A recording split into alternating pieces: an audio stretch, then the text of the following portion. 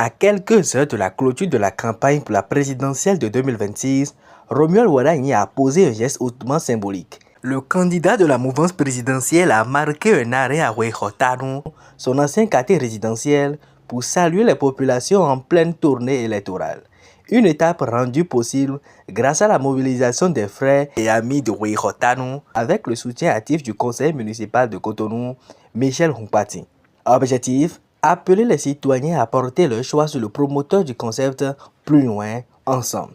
L'événement a connu la présence des membres du mouvement Convergence Wadanyi 2026. Pour les responsables de cette organisation de soutien aux candidats du pouvoir en place, cette mobilisation massive n'est que le reflet d'un attachement profond à celui qu'ils considèrent avant tout comme un enfant du quartier.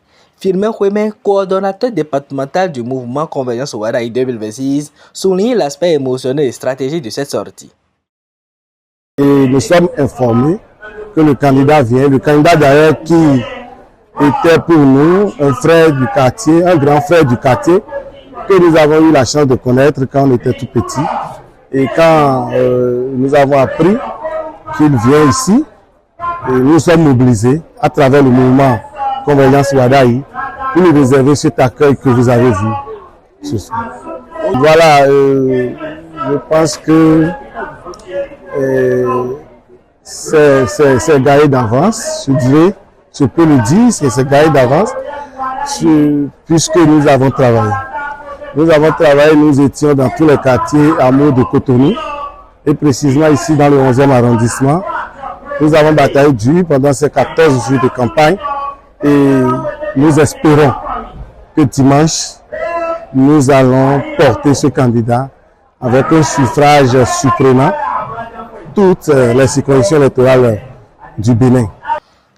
Parmi les figures de proue de cette mobilisation figure le contrôleur général de police à la retraite Moftao Aledji. Pour ce membre influent de la Convergence Wadanyi 2026, la présence du candidat à Weihotanu est bien plus qu'une simple étape de campagne, c'est un retour aux sources indispensable. Védocor a une histoire, puisque Védocor a été la terre nourricière qui a vu grandir le candidat président Wadanyi Romuald. Donc cela va sans dire que quand on est dans la vague de ce mouvement, qu'on ne peut être ici à Védocor pour témoigner et de ce qu'on sait, de ce qu'on a vu, de ce qu'on attend. Malgré un agenda surchargé, le candidat Romuald Wadanyi a tenu à marquer un arrêt symbolique dans ce quartier qu'il a vu faire ses premières armes d'étudiants avant de conquérir les sphères internationales. Une démarche saluée par les cadres du mouvement qui voient en lui l'enfant du pays prêt à porter le Bénin encore plus haut. Je disais tout à l'heure que Weihotanu était la terre nourricière. Le feu va à la mer, cela va sans dire. Il ne peut pas faire le tour de Cotonou sans passer par le quartier dans lequel il a fait ses armes d'élèves, d'étudiants, avant d'aller vers les horizons extérieurs. Cela justifie bien qu'il soit ici avec nous. Mais malheureusement, quand on est à ce niveau, qui monte très les lois du bipède, il ne peut plus nous consacrer beaucoup de temps. C'est pour ça qu'on n'a pas vu passer beaucoup de temps avec nous.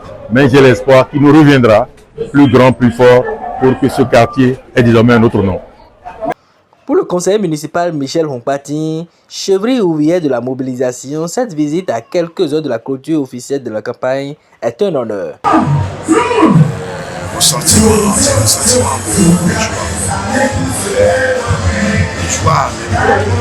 De grâce d'ailleurs. Parce que la Wadanyi, c'est pour les frères, ensemble,